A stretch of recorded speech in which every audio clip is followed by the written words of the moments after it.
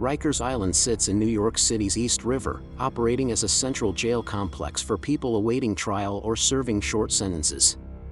It holds thousands of detainees at any given time. Most have not been convicted. Many stay for weeks or months. Some stay only days. For decades, officials describe rehabilitation as a core mission. Programs are announced. Funding is allocated. Press conferences promise reform. Yet outcomes remain unchanged. Recidivism stays high. Violence continues. The gap between promise and reality defines daily life at Rikers Island.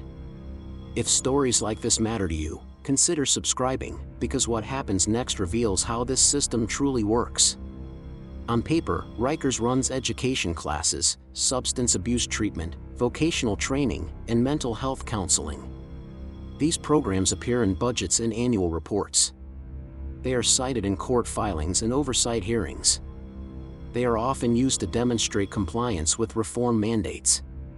In practice, they rarely function as designed. The problem is not the absence of programs. The problem is an environment that prevents continuity, stability, and basic participation. Rikers operates as a pretrial detention hub. Inmates move constantly.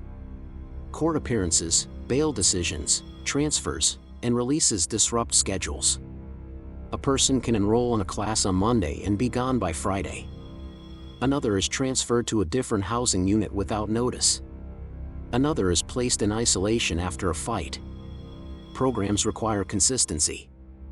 Rikers provides instability. Education programs illustrate the issue clearly. Adult basic education and GED preparation technically exist. Classrooms are limited. Teachers rely on correction officers to escort students. If staffing drops, movement stops. Lockdowns cancel classes without warning. Some units miss weeks of instruction at a time. Attendance becomes sporadic. Testing deadlines pass. Inmates lose eligibility through no fault of their own. Credits do not transfer between units. Progress resets repeatedly. Many detainees arrive with severe educational deficits. Some read below elementary levels. Others have learning disabilities or untreated cognitive impairments. Effective education requires assessment and individualized plans. Rikers lacks the time and staffing to provide either. Teachers face rotating rosters. They often meet students only once or twice. Meaningful instruction never begins. Completion rates remain low. The program exists, but the conditions erase its impact. Substance abuse treatment faces similar constraints. Rikers houses a population with high rates of addiction. Many are arrested for offenses tied to drug use. Detox occurs in custody, often abruptly. Counseling programs are designed to address dependency and reduce relapse. These models assume a stable group environment. Rikers offers none. Participants cycle in and out. Group sessions dissolve as members disappear. Counselors restart intake repeatedly. Therapeutic momentum never builds. Security emergencies routinely override treatment schedules. Fights, stabbings, and searches trigger facility-wide lockdowns. During lockdowns, all programming stops. Counselors cannot enter housing areas. Sessions are canceled. Weeks pass without contact. For individuals in early recovery, disruption increases risk. Treatment becomes fragmented. Records show enrollment numbers, not outcomes. Job training programs face even greater barriers. Short-term detainees rarely meet eligibility requirements. Many programs require minimum stays. Others require clean disciplinary records. At Rikers, infractions are common and often minor. A verbal dispute can disqualify a participant. A missed count can result in removal. Even those who complete training face release without placement support. Connections to employers are limited. Certifications do not translate into jobs. The jail environment offers no bridge to the outside labor market. Mental health counseling represents the most critical failure. A large portion of the population has diagnosed mental illness. Many arrive in crisis. Rikers has long struggled with inadequate psychiatric staffing. Caseloads are overwhelming. Appointments are brief. Continuity is rare. A detainee may see multiple clinicians over a short stay. Treatment plans change repeatedly. Medication interruptions occur during transfers.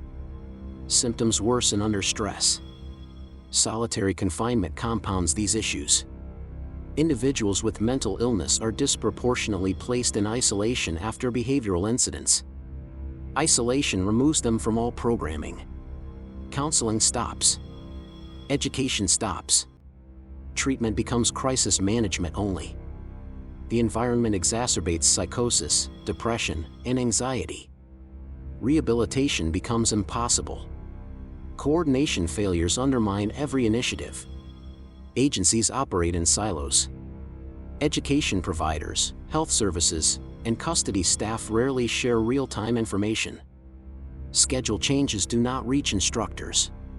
Transfers occur without notice. Data systems do not communicate. Inmates must re-enroll repeatedly. Records lag behind reality. No one owns continuity. Staffing shortages drive these breakdowns. Correction officer absenteeism at Rikers remains high. Mandatory overtime strains morale. Escorts become unavailable. Movement slows. Programs depend on custody staff for access.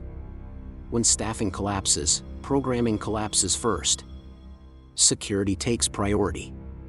Rehabilitation becomes optional. Violence further destabilizes operations. Rikers experiences frequent assaults. Weapons circulate. Gangs exert influence.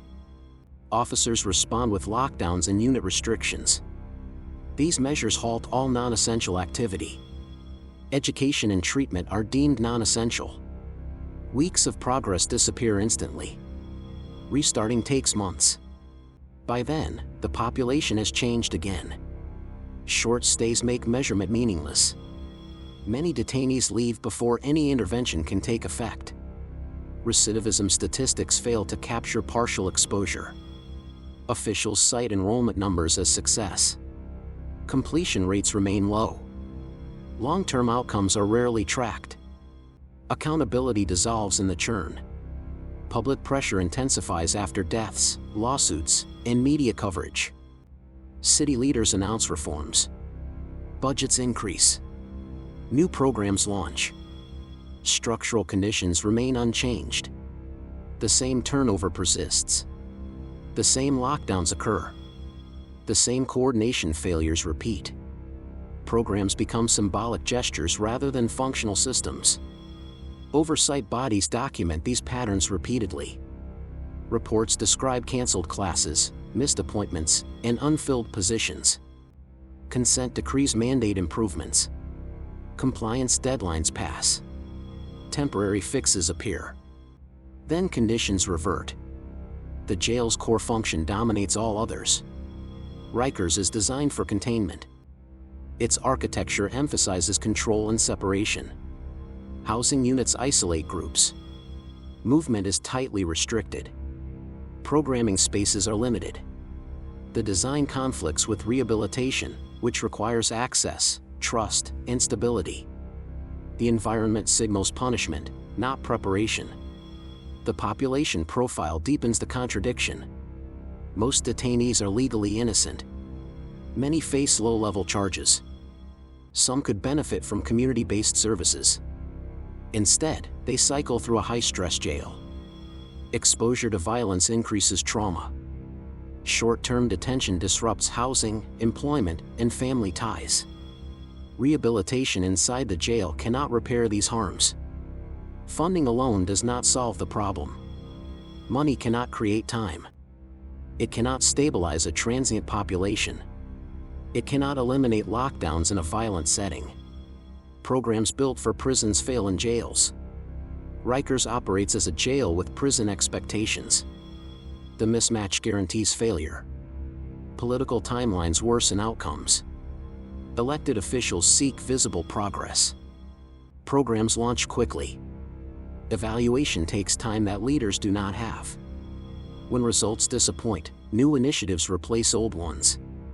Institutional memory fades. Staff adapt to shifting priorities.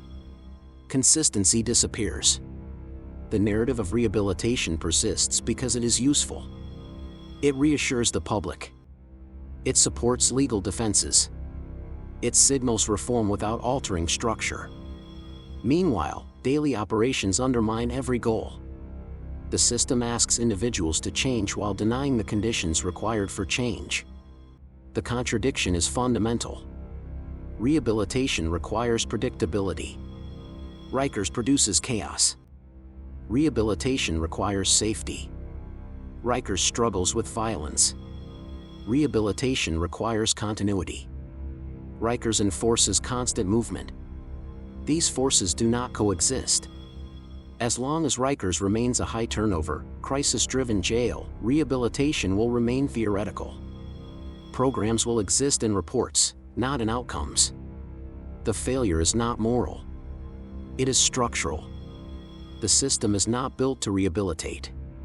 It is built to hold. If you think this story was intense, the next one will leave you speechless. Subscribe for more true crime stories that'll keep you on the edge of your seat.